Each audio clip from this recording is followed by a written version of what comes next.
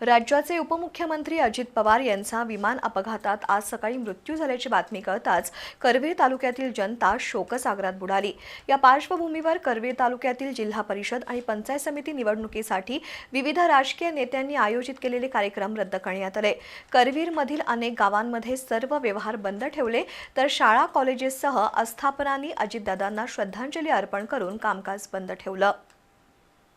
करवीर तालुक्यात आज जिल्हा परिषद आणि पंचायत समिती निवडणुकीच्या अनुषंगानं कार्यक्रमांचं आयोजन केलं होतं।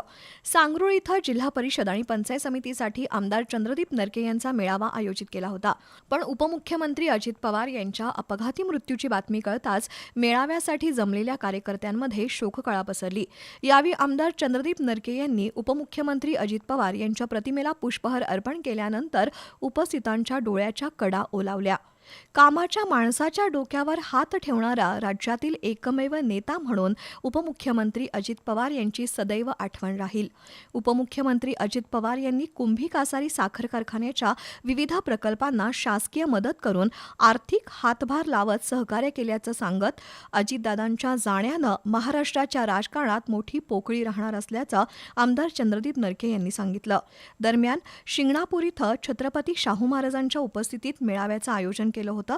हाही कार्यक्रम स्थगित ठेवत कॅप्टन उत्तम पाटील आणि अमर पाटील यांनी अजितदादांच्या कर्तृत्व आणि जीवन कार्याबद्दल आठवणी विशद करत श्रद्धांजली अर्पण केली।